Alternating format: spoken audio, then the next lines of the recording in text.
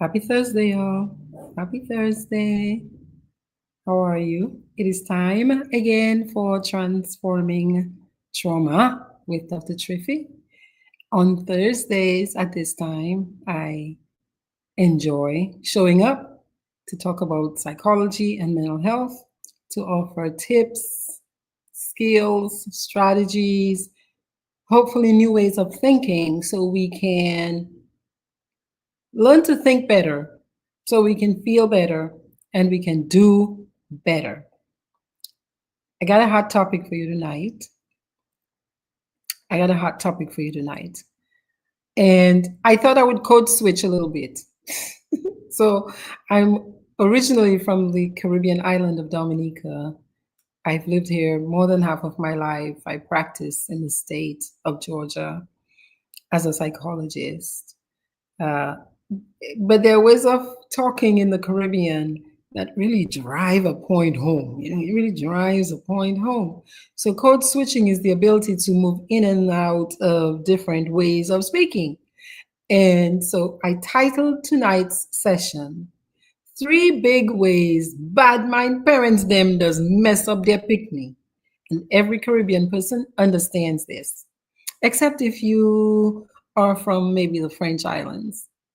And even so, you probably do understand what it is I am saying.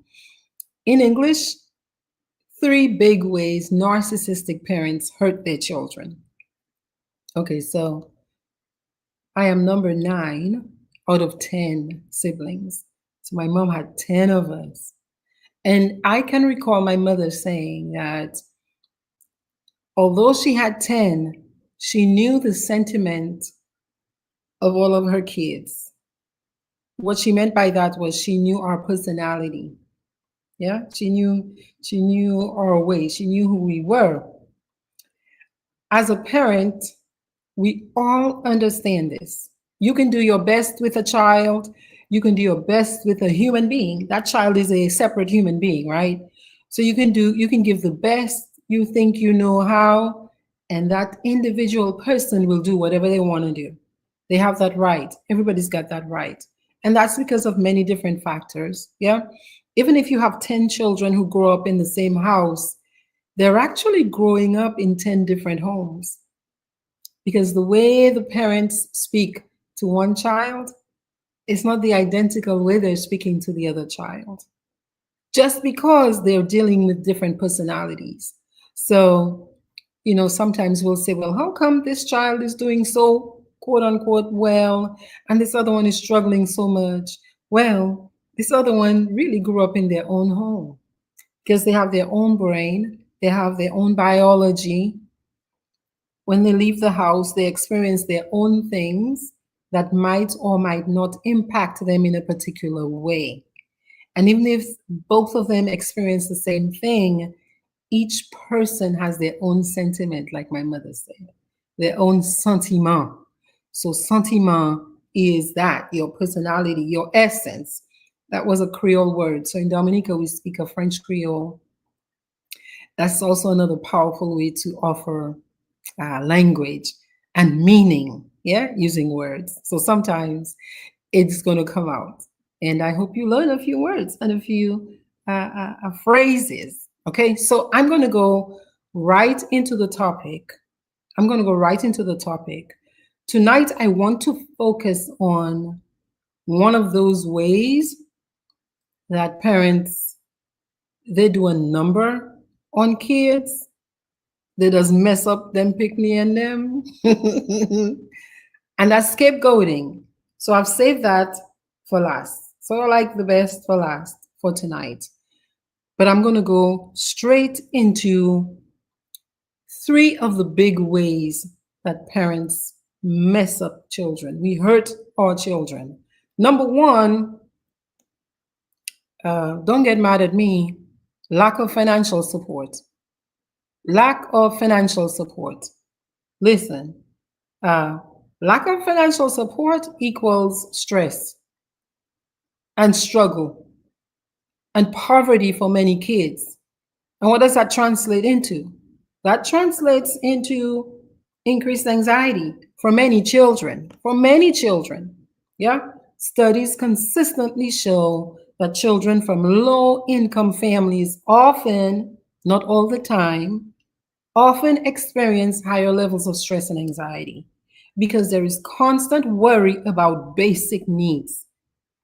And children ought not to be having to worry about basic needs, because what does that do? That takes away from their ability to focus on really what they need to be focusing on, which is their education and their personal growth and their development. So, for many reasons, some of which include parents, us becoming pregnant without having thought about and thought through how we will pay for our children, because that's the reality. Yeah. What are some other reasons? People choose not to pay. People disengage once children show up in the picture. People don't plan. We don't plan for our children. And so they show up and we pretend to be surprised, although we were engaging in activities that produce children. Yeah, so we're unprepared. And even when we do have money, some of us, we don't utilize the money well, caring for our children. Another problem with that is reduced access to resources. So I know some people think, well, all they have to do is go to school, learn their ABCs, learn their numbers. The way the world is set up, there are many extracurricular activities that help to round out a human being, yeah, in their development. Many extracurricular activities. And many of these extracurricular activities require money for your child to get training in. You are going to be very lucky to find a musician who will teach your child to play the guitar for free. You're going to find these days very few sporting organizations that don't require you to at least contribute to buying uniforms. And so when we don't have enough financial support for our kids, they end up, even if they have aptitude, talent, skill, desire, wishing, wanting, interest, they end up being locked out of many extracurricular activities because we did not plan. Yeah. And sometimes even when we planned, we make terrible choices with regard to taking care of our children financially. A big thing that happens when there's not enough financial support is as soon as kids get to a particular age, usually in their high school age, they might start feeling the pressure, and some kids sooner, they might start feeling the pressure to help the parent in the home to provide for themselves and for the other kids if there are younger children in the house. So whether that's working part-time, yeah, or some of them dropping out of school and terminating their education and training to help the parent in the home. What does that do? I mean, clearly that limits a person's potential long term and their ability to grow and their ability to now provide for their own children. So we set up a system of intergenerational struggle when we don't provide enough financial support for our children.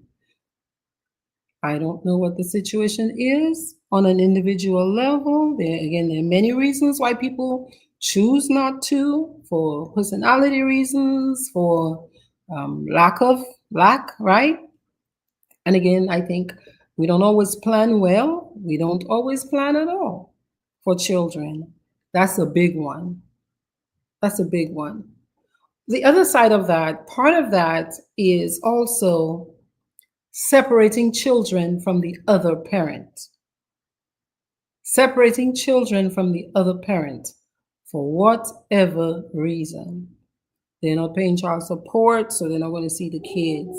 Yeah. Well, that parent They curse, they have bad ways, their family on the other side, we broke up and they're very loud, it's very stressful. And it is sometimes very stressful dealing with the other parent. But separating children from any parent is going to yield some potential negative consequences. Even if that child grows up in a home with loving parents, separating children from their birth parents, from their original parents, is going to cause some potential issues down the road. For example, self-worth and confidence. Self-worth and confidence, because children want to know who they are. And you hear it, many kids who are raised in adoptive families, even when the adoptive families are very loving, very kind, many of them can grow up with a feeling of loss, grief, not enoughness, yeah, not feeling as if they completely belong, yeah. And what does that do? That impacts our ability to form healthy relationships. Sometimes it messes with our confidence and our self-worth. So that's a huge consideration. I think also that, as you know, that word DEI is out there. In nature, diversity actually increases the likelihood of strength. Yeah, diversity increases the likelihood of strength. So when you're talking about coping mechanisms or how well-rounded a child grows up to be, what skills are they learning from both parents? If we limit them from another parent, automatically, whatever skills that other parent has, it could be in communication, it could be in the way they regulate their emotions, it could be in just, hobbies that that other parent enjoyed that they could have taught the child. The child misses out on that. The child misses out on that. And I think I had a professor open my eyes to that at some point, which was, hey, with children, even if the other parent, say, might have very negative traits, nobody is 100% one thing or another thing. Yeah. Many of us grew up in homes that were not perfect. Yeah. So you might have had an alcoholic parent in the home, but that alcoholic parent was also a very funny father or a very loving father. And so you also received other gifts from that parent. So, as far as I'm concerned, except if the other parent is abusive, hmm, except if they're abusive on some level, every effort must be made. Every effort must be made for that child, for children to have access to both parents. Because children are a product of both parents. And I think they need input from both parents. Number two, I'm going to hit a few nerves, including mine. Including mine. Number two, even if it might be unintentional, we hurt our kids this way with overprotection and failing to provide them with appropriate boundaries. I actually think we think, for the most part, most of us, that we're doing a good job of that. But, when you look at it, like, say, in the rearview mirror, I think a lot of us see where we perhaps were too permissive or we were too generous without boundaries. Yeah, we were too, oh, you're so great. You're so great. Everything you do is great. You're so smart. No, you're not smart if you're talking nonsense.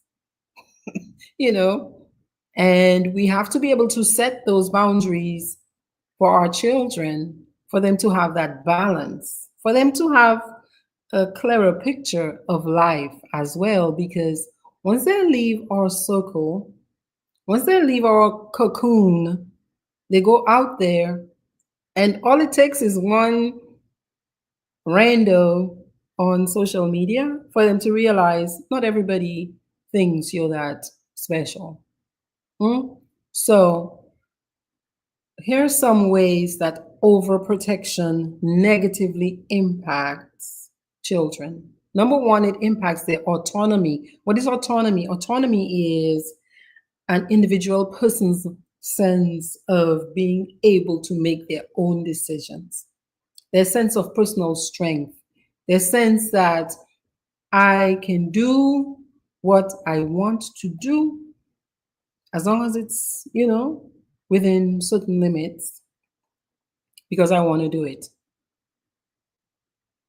As opposed to always looking over my shoulder and needing approval from other people around me. Because the thing is, as we mature and get older, some people can see that, and that's a vulnerability. Some people can see that vulnerability and take advantage of it. Yeah. It also limits a child's ability to rely on themselves when they know we are always there. So, how might we set that up? We might set that up with delaying how long it is before we allow our children to make decisions or to take risks. Very often we're like, don't do that, stop. Aren't you afraid? I don't want you to get hurt. Thinking we're protecting them, but also we are stymieing their potential progress because we are not allowing them to make the mistakes they need to make as young adults while they're with us, so they can fail and we can help them get back on their feet. So we might delay that into their 20s, and now in their mid-20s, that's when they're making the mistakes they needed to have made in their teens. So it's a lack of independence that we're fostering when we're so present and so, oh, I got it, oh, I'll help you, and it is painful. Again, speaking as a parent, it is painful to set those limits with our children. It is a painful feeling. And I want to say that it might be more painful for most mothers than for fathers. Fathers seem to have an easier time telling kids, stop, no. Who do you think you are? You're a knucklehead. We get hurt, moms, we get hurt when their dads call them knuckleheads. But some of them need to hear that. Yeah, some of them need to hear that. I'm not big on name calling, but I mean that in the nicest sense, as in they need to hear, yo, that's wrong. That's a mistake. That's a terrible choice.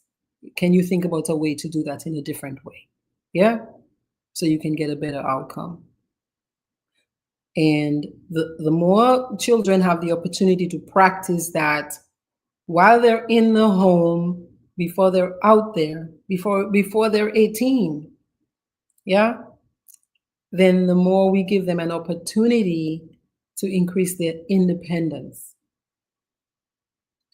Yeah, with that also comes a boost in self-esteem because you're building competence. You're becoming better at making decisions.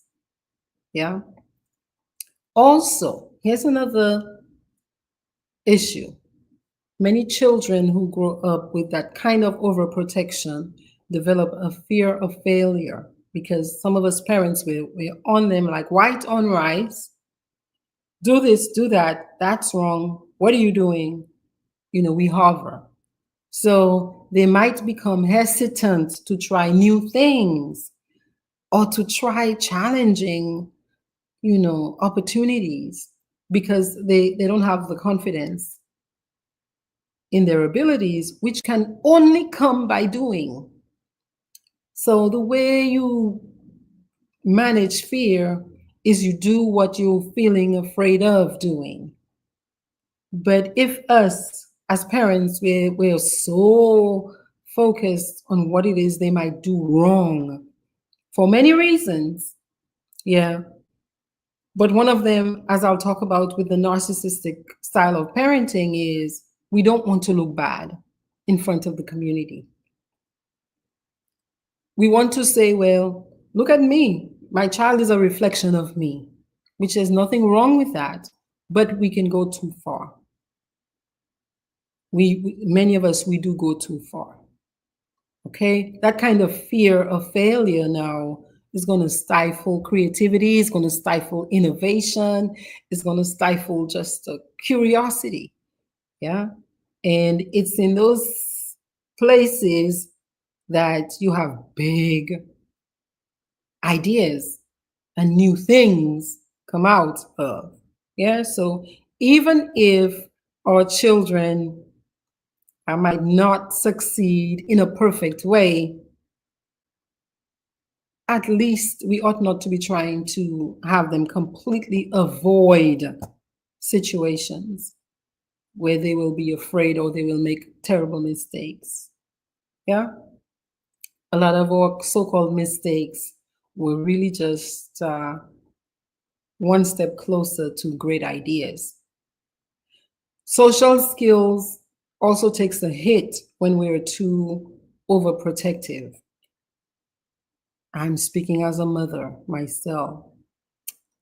When our children are not allowed to interact, or when they're not encouraged to interact with other people, again, for many reasons, some of them are safety. A big one is safety. I think fear for what might happen to our children keeps a lot of us from exposing them as much as they could stand to be exposed. So when they're not allowed to interact freely with their peers, they miss out on the ability to develop certain skills that are going to stand them in good stead in their 20s, 30s. So what are we breeding? We might be breeding isolation. We might feel safer with them in their rooms playing video games because we know where they are, but that also limits them and their ability to form friendships, the ability to understand social cues, to be able to read other people and whether or not people have good intentions for them. So by the time they leave the house, they think everybody's their friend. And then they're learning these painful lessons in their 20s, 30s. Okay? Sometimes the opposite is they're like, well, I'm just so terrified, I'm not even going to deal with you. Right? I'm just going to learn how to be by myself. The third category, that's the one I want to talk about. Yeah? I'm talking about the category I'm calling it is bullying. Bullying, threatening, name calling, extreme punishments. Like especially say in today's day of social media, where back in the day, you would get your little whooping in your house, in your room, and your friends wouldn't know about it. But we have some parents right now applying punishment to their children in front of the entire world. Public shaming, public beatings, yeah? Public shaming, public beatings. Now, who is that for? Is that really for the child? Is that really for the child? Or is that, or is a part of that me, the parent, saying, look at me, I know how to discipline my child. Stroke me, huh? Look at me, they won't be able to say I didn't correct you. How much of that is, I will destroy you for embarrassing me. Yeah? I will destroy you for embarrassing me. So I thought I would talk about scapegoating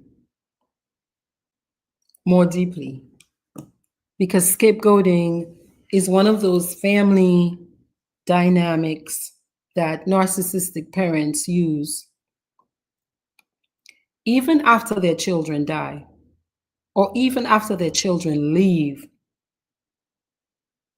Yeah, it's one of those family dynamics that narcissistic parents create to support their perfectionism, to support maintaining a picture of what they want other people to view the family as. So I want to start with a little story when it comes to the scapegoat. Everybody's heard the term scapegoat. And I came across this little summary and an analysis of the biblical scapegoat story. Are you aware of there being an original scapegoat in the Bible? Now, this is a little offering by Dr. Oliver Turrell. And he says that that term scapegoat actually originates in the Bible. So in the Old Testament book of Leviticus, a story is told of how two goats would be chosen, with one being killed as a sacrifice and the other one being released out into the wilderness. That second goat that's released was going to be used, was going to be allowed to escape in the hope that any punishment would come to that goat that had escaped rather than to the people of Israel themselves. And that escaped goat was called the scapegoat, the scapegoat.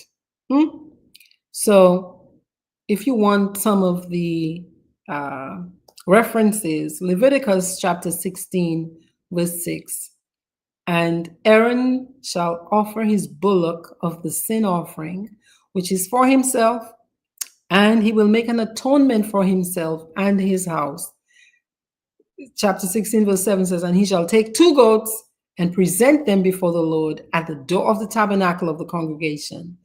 16:8 says, and Aaron shall cast lots upon the two goats, one lot for the Lord and the other lot for the scapegoat. Yeah. And Aaron is going to bring that goat upon which the Lord's lot fell and offer him for a sin offering. But the goat on which the lot fell to be the scapegoat shall be presented alive before the Lord to make an atonement with him and to let him go for a scapegoat into the wilderness. So both goats are sacrificed. Yeah.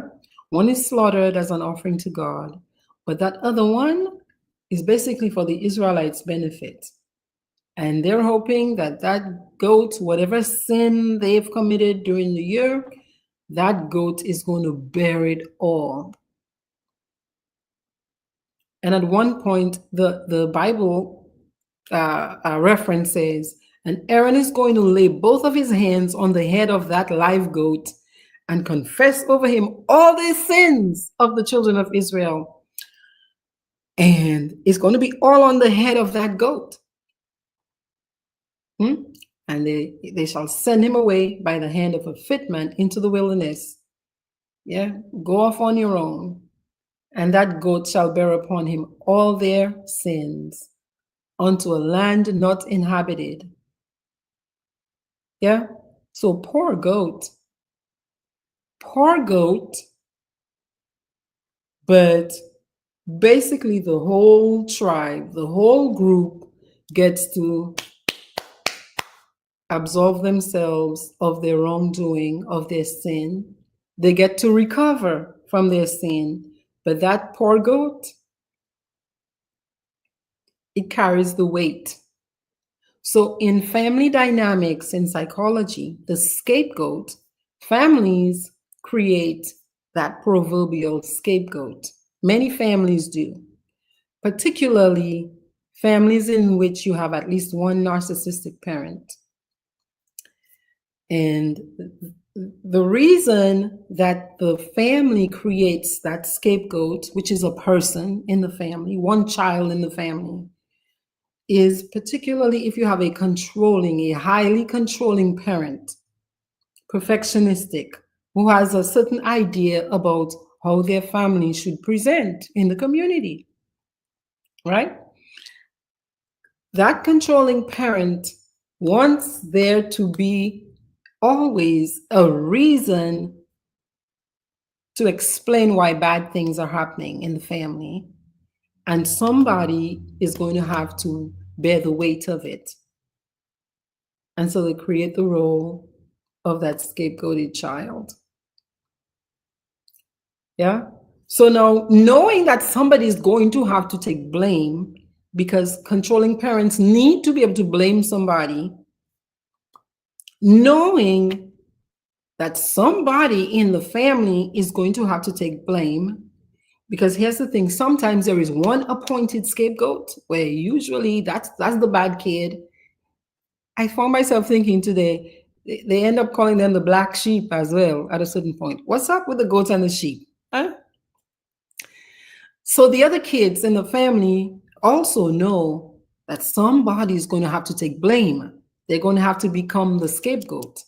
Sometimes families can rotate that scapegoat position around. They start trying to defend themselves so they don't end up being the one that's cast off into the wilderness. Yeah. And like I said, sometimes you have one child that becomes the chef, scapegoated one. Yeah. And that child has to develop ways to cope. Interestingly, because the family has to present that kind of, it's a facade. Yeah. It's a picture. That scapegoat ends up being the glue that keeps the family together. So the family holds their identity. Yeah, each child has their position, and you have the scapegoat. So if that scapegoat leaves or dies, yeah, except if that family does not create another scapegoat, yeah, things can fall apart, because the scapegoated child is kind of like the glue. Yeah, kind of like the glue that keeps the family together. All right. So, as I said earlier, sometimes in families, the parent, the narcissistic parent, can shift their attention and their focus. Well, who's going to get it today? You know what I mean? Like, who's going to get it today? Who's going to get it today? Yeah. Because for that kind of personality, who is very perfectionistic, there's a right way to do things and a wrong way to do things.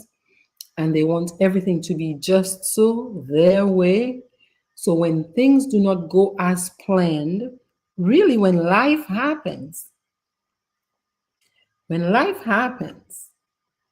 yeah, when they don't go as planned or as that parent imagined, they need a reason for that so-called disaster. And so they will put it, they don't take responsibility as the head of the home. It has to go towards one of the children. Okay? So, for example, let's suppose you have puppies, or you have animals in the yard, whatever, you have a dog in the house. A controlling mother, you have an adult. The mother, the buck stops here, mother, father. The buck stops with whomever is at the helm of the ship. But if that dog leaves and goes and it bites some child, a perfectionist kind of parent, perfectionistic person is going to say, which of you let the dog out? Because it cannot be that I did not train the dog properly, me as the parent. Yeah. Which of you, who is to blame that the dog went out? And so, what does that do? That causes now you have power, big power person exerting their power because somebody's going to have to be responsible. And so the kids in the house, what do you do when you divide and conquer? People start telling on each other. They start snitching.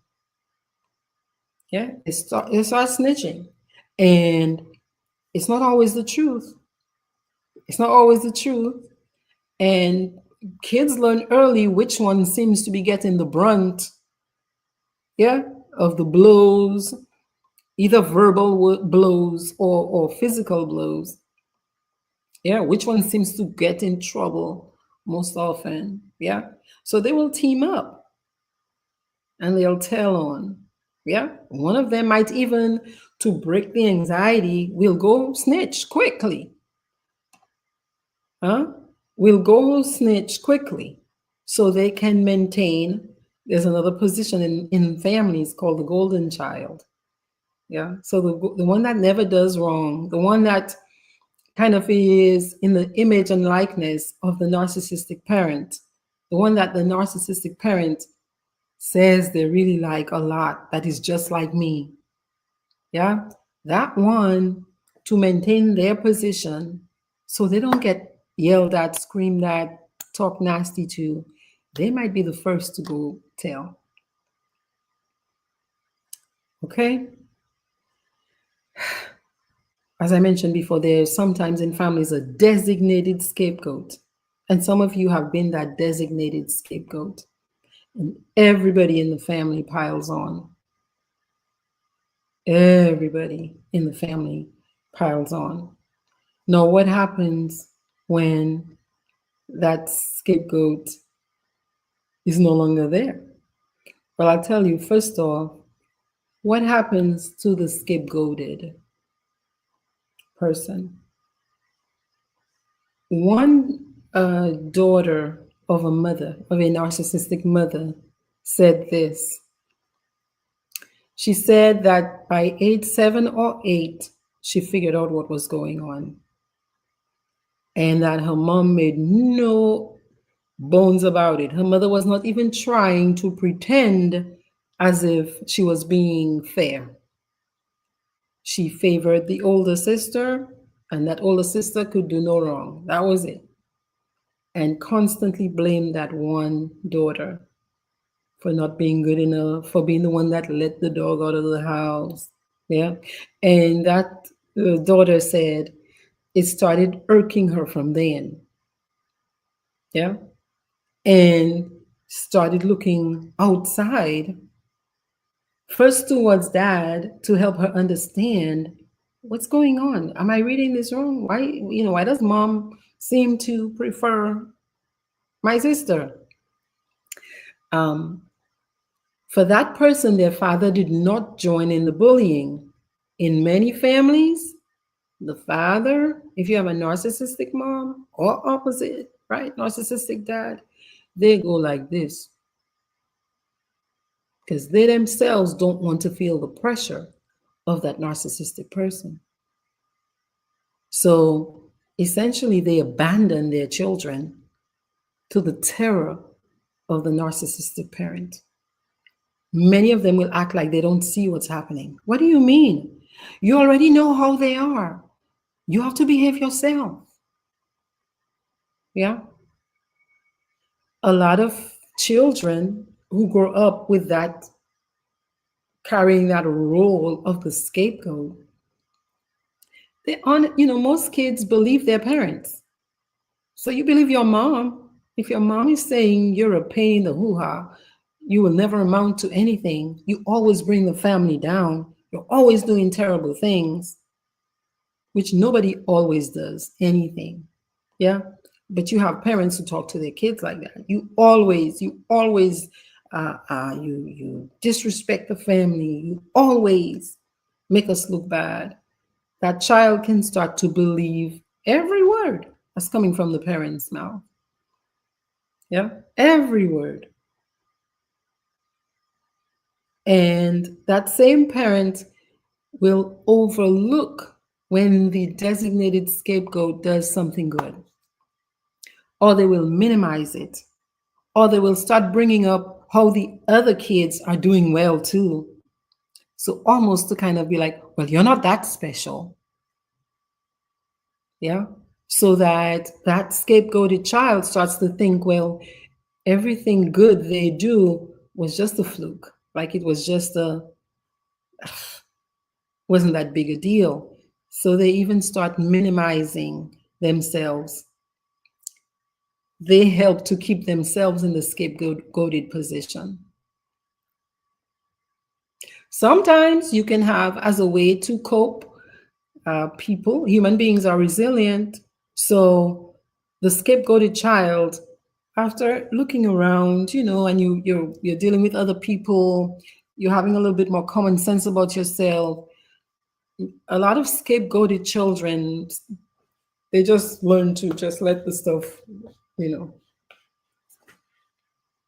fall off their backs, or they develop a thick skin, or they learn to, just brace themselves. There are a lot of people, so in uh, some styles of therapy, right? Like use body work. I mean, you will touch people and you will feel how tough, actually hard the skin is. But like people brace themselves, and some people have been bracing themselves all their lives. So when they go to even get a little massage, they're in pain. Their body is in pain because they've been holding themselves, been bracing themselves and armoring themselves from the time they were kids against the words and the actions of their parents that were mistreating them or bullying them. What else also happens? You lose as a child like that's scapegoated and othered, go off. You are one of us, but you're not really one of us. You lose a sense of belongingness to the unit because everybody's looking at you as in you're the worst one. You're not like us. They're not like us. They're not like us. That one not like us. You understand? So that child gets robbed of that sense of belonging to the family of origin. And that kind of feeling is hard to shake it. It's very hard to shake it. So you go into groups, you go into school performances, and you're highly sensitive to people not picking you in the group. Yeah, because this might flare up for you. Yeah, or you're somebody who really just desperately needs other people around you. Yeah, so you can, because you've been craving that feeling of belonging for so long. Something else that can happen is that some people try to overcompensate, and now you're like, well, I'm going to show you. Yeah, talking back, when I started, I talked about my mom and the sentiment, the sentiment of each individual soul. And yeah, even if, look, we could be in the same house, but you have one that's like, you're not going to punk me out. I know who I am. And in fact, I'm going to show you, just give me some time, and I'm going to show you how much better I am than your golden child. So some people work actively to disprove their parents' vision of them. Yeah. So that also they can build up their confidence. Okay. And some people you can go all the way to the other side now, right? With the overcompensating. And some people will try their best to avoid failing at all costs. Yeah. And that's a problem in and of itself, because we cannot be perfectionists. I mean, there's no perfectionism in life. Yeah. But some people can become very sensitive to failing because they have to overprove that they're not who their original family said they were. Okay. Now, I mentioned earlier the golden child syndrome, because that scapegoating impacts the other kids. Everybody's kind of fighting for their lives. in that kind of system, everybody's fighting for their lives, especially when you don't know if you're going to be the scapegoat today. Yeah. So in those kinds of families, the children they're floating around the parent. Yeah. The way in the literature, the way it's described, it's like they're like planets in the orbit of the parent, circling the parent. Yeah. Because even if there's one main scapegoat, everybody knows tomorrow that could be me because they've watched it play out. Okay, they've watched it play out. That trophy child, that golden child, gets shortchanged as well, because if I've always been the one that my mom preferred or my dad preferred and I got away with things, did I get some of the boundaries set on me that needed to be set? Perhaps not. Yeah.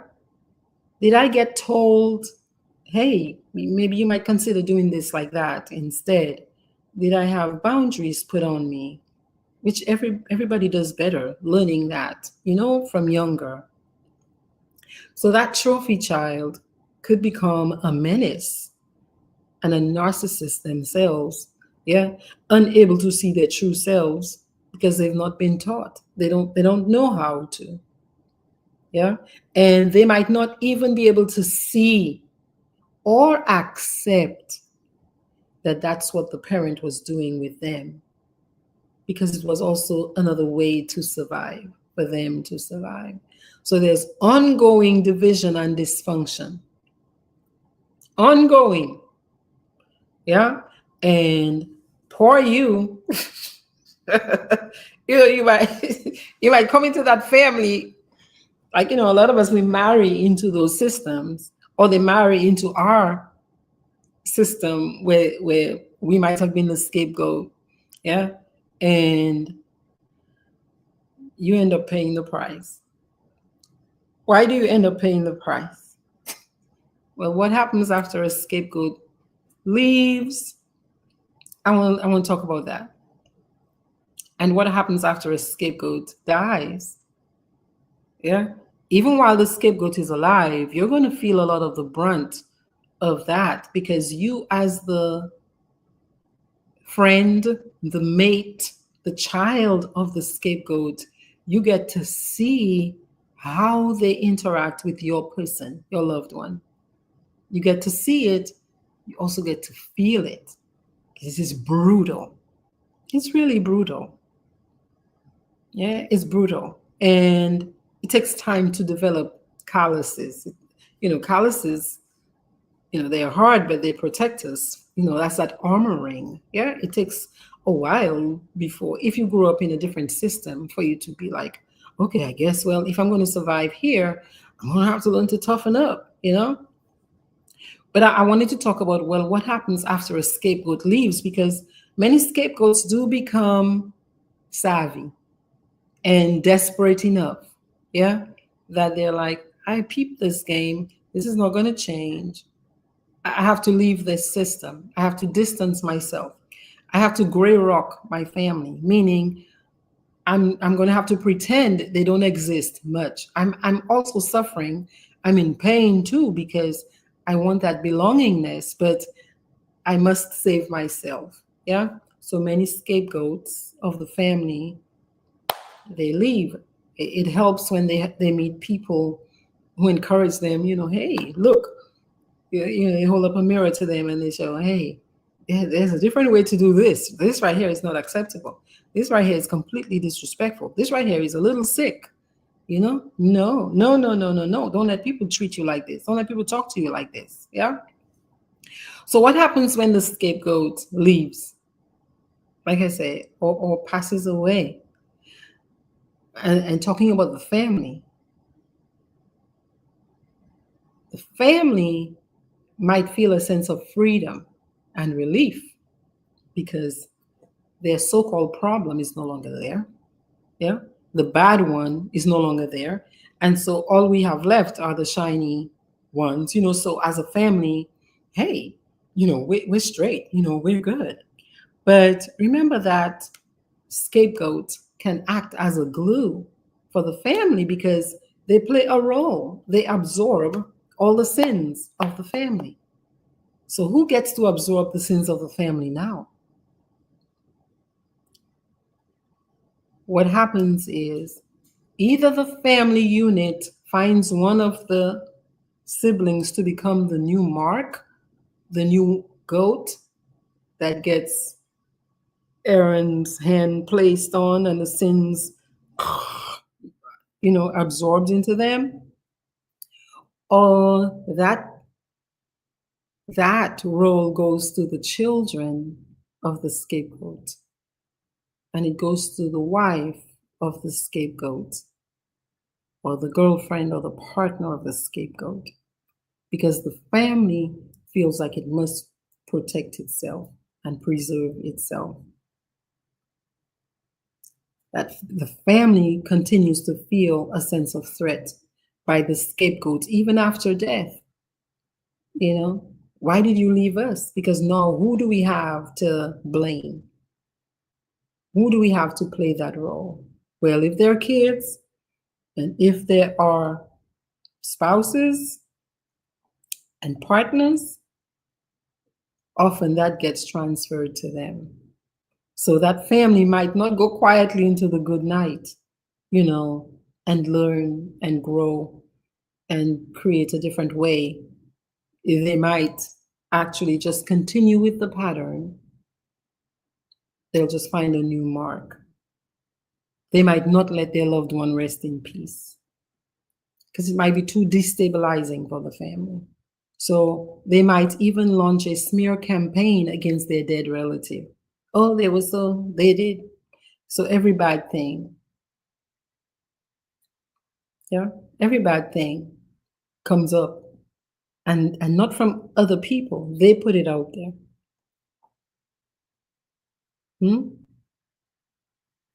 If people are willing, then they grieve. They grieve the loss. Yeah. If they are willing. But sometimes what you find is people in that constellation feeling very adrift, and they might latch on to something as a way to maintain a connection, right? Oh, I will mourn my sister forever. I will save my sister. I will do this in honor of my sister. Yeah, a way to remain attached. So, like I said, not allowing that scapegoat to rest in peace, because on some level, still needing the scapegoat, and will maintain a connection in that way, because that's what, after all, after so many years, that's what you know. That's what you know. Yeah. I said earlier, sometimes you have blame redistribution where the blame that was once reserved for the scapegoat gets placed on another family member. Yeah. Or very often, instead of the other family members, because again, the family must maintain a certain image according to the parental figures, it'll go outside towards the children or towards the wife, the widow, the widower, the mates, even the business, whatever, things that belong to the original scapegoat.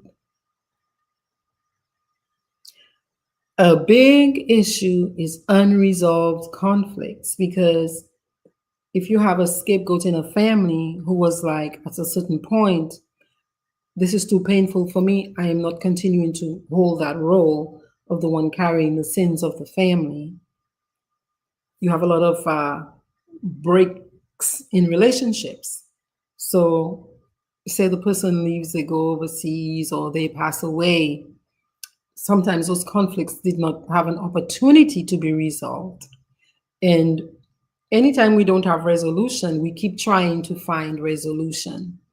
And if we've learned very nasty ways of resolving things, that's the way, that's the style that people in the family continue trying to resolve things, because that's what they know.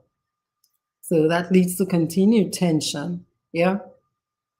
Like I said earlier, many of those conflicts and unresolved, right, circles that are still open get transferred, and the weapon is cocked towards the kids, or the weapon is cocked towards the surviving mate. If people are wise, if family members are wise, yeah, or if you have one in the constellation that, you know, has done some work, they might help in the changing of the way of communicating. Yeah. So, all right, this person is gone. Let's try to do it like this now, right? We are relief, relief, relief. You know, this person is gone. We can decide who we're going to be right now, and we can be different with this person gone. Yeah, you might reevaluate. They might reevaluate their relationships with each other and with the deceased. You know, in therapy, you can close a circle even if a person is dead and on the other side. Yeah, there are many practices to resolve open conflicts with our loved ones who pass away or who might be across the world, but they're no longer talking to us. Yeah. The family might find a way to honor that person's legacy. Yeah. And balance the scales, so to speak. Yeah. In a meaningful way. They might look for external support, therapy, and counseling, which is my recommendation, because the thing is, there was an original kind of like, you know, I'm not going to say mistake. I'm thinking of a different word than mistake, but there was an error. There was an error in the style, right, within the family that generated that big of a need to have that big of a scapegoat in a family. So again, if we're wise, you know, we're all human beings and all of us are going to pass. We're not living here alive. We're not living here alive. So if we're wise, we do that work so we can develop and discover our own strengths. Yeah. Or that thing. And often that stuff is intergenerational. So sometimes, you know, the parent who basically created that system, they themselves are victims, but they've not done the work of understanding that and learning new ways to do things and to be, so they perpetuate it. Yeah. So this is an opportunity for emotional healing for people who want to take it, you know, for people who want to take it. But again, everybody doesn't want to take it. Everybody doesn't want to take it. And there's value for some people in continue just perpetuating pain on others, because some of us get turned on by inflicting pain. Yeah, some of us get turned on by inflicting pain. And we don't want to do things in a different way. So we come up with a lot of stories about why we should continue inflicting pain on other people. So tonight, if you are the scapegoat, I'm talking to the scapegoat first because, you know, the scapegoat doesn't choose the family they're born into. You don't choose. You know, you're just a baby and you just, you know, stuff's happening and you're just responding, trying to survive. You know, please consider therapy. Please consider therapy. Please consider therapy. And if your family is going through a patch where you're just not getting along with another family member, it's time for therapy. It's time for somebody else to help you talk through it, talk about it, because we might have gotten used to a certain style that's just not working right now. Yeah, it's just not working right now. And if we say we love, if we say we love, I think it's valuable for us to do that. I so want to point out that this is not unique to certain families. Like every family has its dysfunction. Every family. First time I learned that, I was like, that makes no sense. I was probably at Ole Miss back in the 90s, doing my master's in counseling at the time. You're doing this family therapy course and you're learning about family systems. And some of these family theorists are saying, yeah, every family has got its dysfunction. And I was like, no, not my family. But I mean, that's nonsense. That's nonsense. Okay. Every family has got its what it does really well and what it could stand to do better. Every family.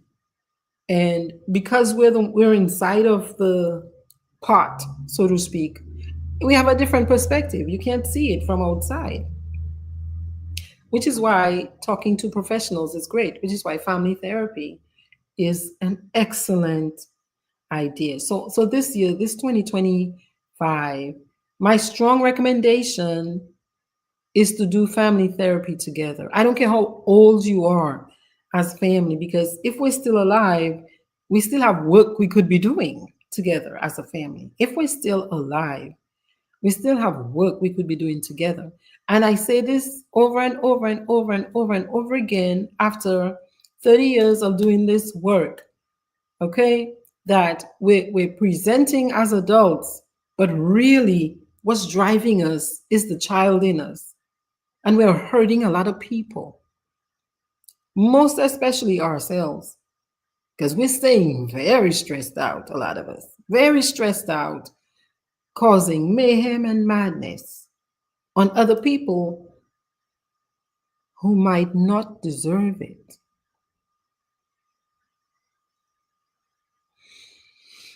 And a lot of us, when we find out they do not deserve it, we stay mum after we have caused the mayhem and the madness. Because we don't want to be wrong. We've been taught we cannot make a mistake. Yeah? Let's do better in 2025. We can all do better. So on the level of doing better, I am in the process. Right? Everybody's got, if you're working in the United States, not everybody, most people have access to employee assistance programs. What is that? You have your health insurance and you have your human resources department that every year will allot you 3 sessions, 4 sessions, 5 sessions, 8 sessions if you're very lucky, right? Where you can go for free to a therapist to talk about family, to talk about, my anger issues, my anxiety, my whatever it is. Yeah. I'm encouraging you, if you live in the US, to take advantage of it. I'm encouraging you, if you live somewhere else where you have access to that, to take advantage of it. Next grade is if you have insurance. If you have insurance, call your insurance company and find out, hey, I live in this zip code. Can you email me a list of therapists in my zip code? I will pay my little copay, which is what, about $40, and I'll go talk to a therapist. Next grade, I am willing to put in as much money as I put in to buying my purse and to buying my shoes and to buying coffee for a month. I'm going to put that money into myself and into my family. Yeah, I'm going to do some work on myself. And I don't care if I am the head of whatever company, because Listen, y'all, the best athletes have a coach. Many of them have therapists. The best CEOs have a coach. Many of them have therapists. The research shows that if you did therapy last year, more than likely you're going to make more money this year.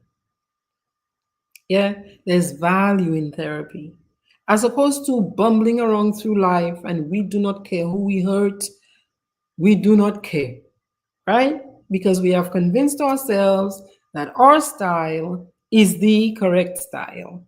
Meanwhile, we're hurting people within our own family that we don't need to be hurting. Yeah? So that's my strong recommendation, to get some family therapy this year. Thank you very much for listening to me. I'm going to listen and read some of your comments. I'm going to put some of them on the screen. Patricia says, you're right, Patricia. Fitz, our naturopath extraordinaire, is watching. He says, good information. Thank you very much, Fitz. Deacon Ramona says, I will never forget my father coming into school and beating me in front of the whole class. Some of these things should be against our human rights. You know, this is a human rights violation, you know, a human rights violation, and beating me in front of the whole class. And she was in grade 1, standard 1, and her teacher, all that had happened was her teacher had simply mentioned that she talked in class sometimes. It did nothing to build her self-esteem. And if you had to put money on it, it hurt her self-esteem. Yeah? As opposed to having a conversation with your child to find out, hey, tell me more about this. What's happening? Yeah? Yeah? What's going on here? And if the expectation is that because you are my child, you cannot talk sometimes in class, something is wrong with that expectation. Yeah. Very correct. With the scapegoat in the family, the other children can then claim that they're good. I'm good. I'm not the one causing trouble. I'm not the one. You're always causing trouble. Yeah. They can claim perfection, which is a lie. Which is a lie. A lie that they will also bring into their relationships, into their work lives. Yeah. And they look down on the one that's perceived as the black sheep. So they isolate that one who really needs their siblings to support them. Yeah. You say, so does that mean that the parent can blame the behavior on the black sheep on the other children? Or do you mean the parents can blame the behavior of the other children on the black sheep? Which one, Moans? The parent often blames the behavior of the other children on the black sheep. So the black sheep gets to carry all the sins of the family. Yeah. And it's not as if they don't highlight every now and then that the others did something wrong. It's just that that one is getting the pile on. That one is getting the pile on. And when that one does the same mistake, will get often very harsh, forever talking about it. You cannot live it down. Yeah, stories. The new person comes into the family. That's all we remember. But we're not talking about when other people did their stuff as well. Blessed evening to you too, Franklin. Good evening to you, Angelo Sakafet. Maria says, I'm reflecting on an incident where I was left in charge of my younger siblings and given chores to do. There were 2 siblings who refused to listen to me or take part in the chores. They knew they could refuse, and you would still bear the crown. One untied a calf which became afraid of him with a stick in his hand and tried to escape, but was heading into a marshy place. I tried to get between him and the calf, but I was sinking into the mud. Oh my goodness. He hit it. It flew into the air and landed on a neighbor's land, which I noticed had broken bottles set in cement. So my guess, Maria, is that it didn't end well for you that day, and nobody was the parental figures will probably, if you had been the one assigned with the black sheep role or the scapegoat role, yeah, I'm sure they didn't give you much chance to talk, right? And even if you did tell them what happened, they were not willing to listen. Yeah? Yeah. And even when they found out what really happened, they probably didn't even change their minds because they needed you to be wrong. That's what that kind of system does. So you can never be right. You never you are you they want you to be in that role of terrible, horrible, crazy, whatever name they've assigned to you. Yeah. And so your best bet, often the best bet for people in that position, when that family is so rigid and you see it, is to remove yourself and create your own. But I tell you what, death is a thing where that same family, they will fight your child for what is yours, because there's a very unhealthy attachment that still maintains. You have that circle of that's not fully closed, unresolved conflicts. They redistribute it to your children and people around your children. Okay? Except if they want to do the work of resetting that dynamic that created you. Okay? It's easier for them to say, you're so different, you're not a part of them. Actually, they created you. That system created you, created the scapegoat, the black sheep.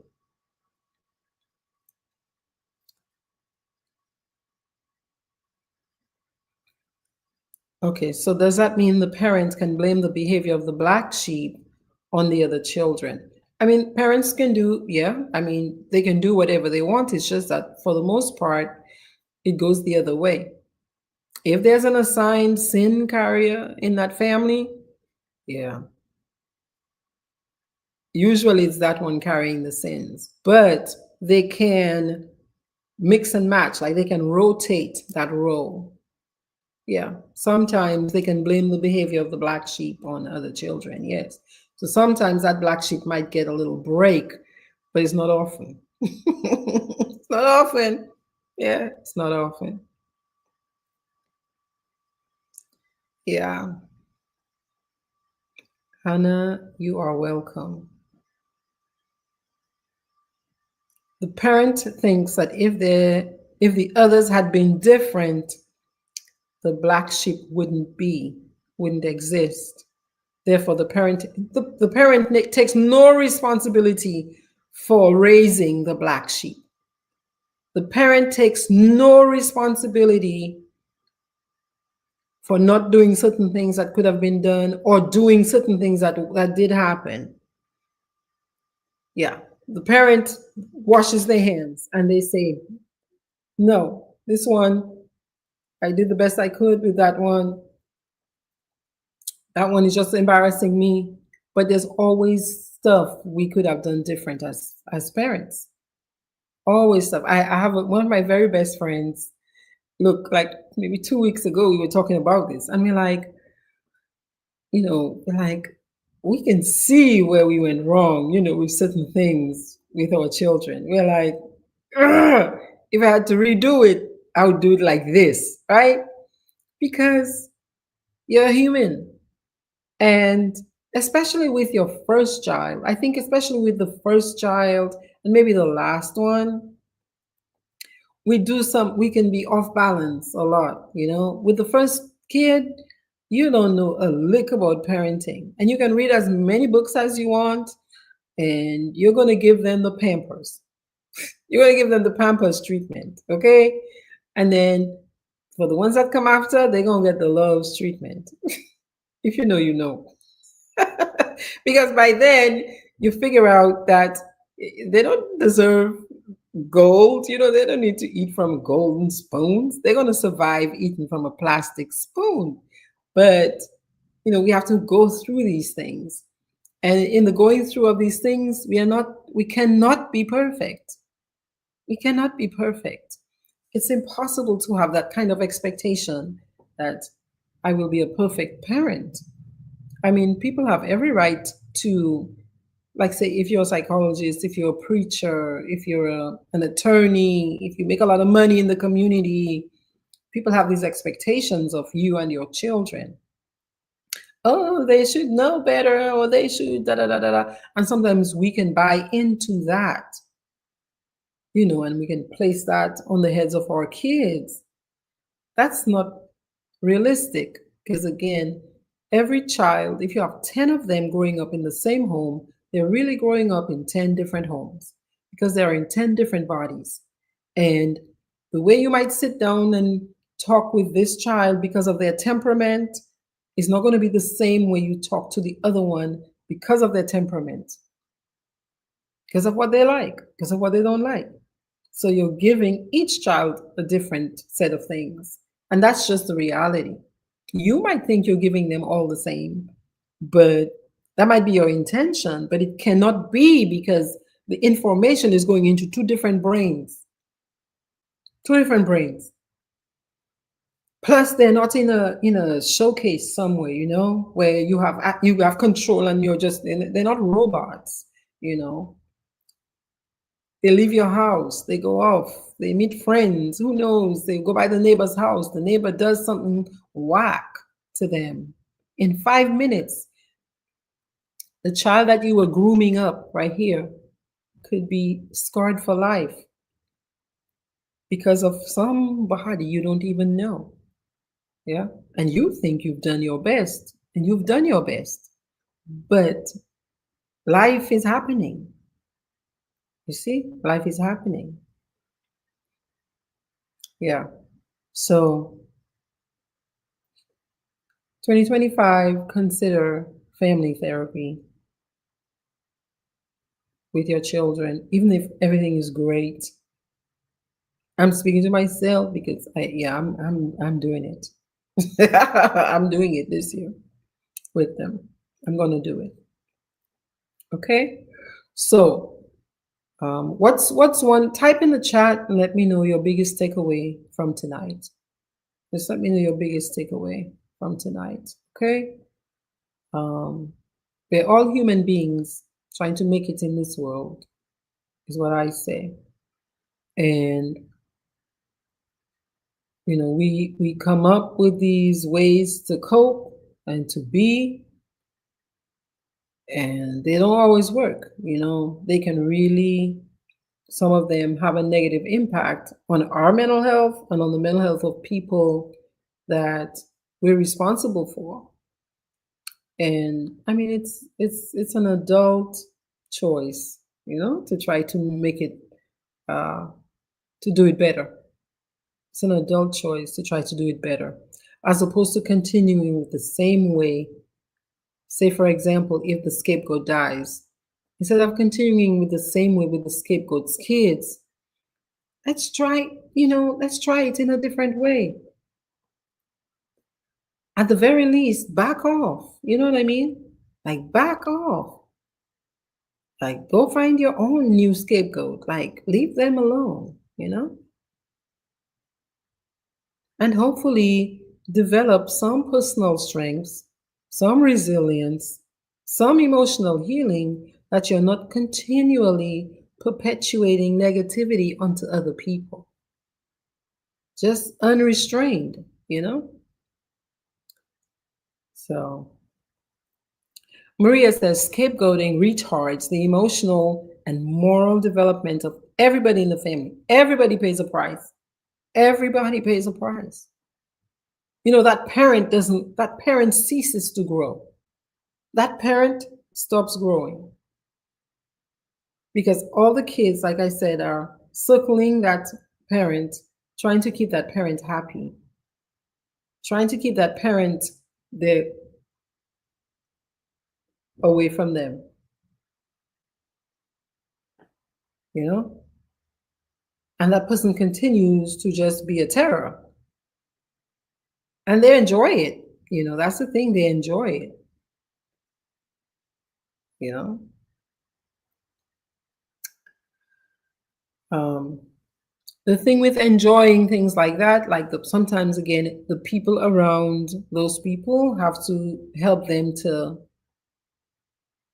see.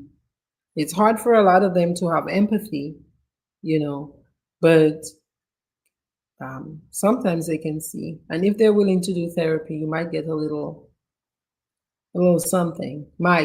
You might get a little something, but when you have people doing things for all of their lives, it's kind of hard for them.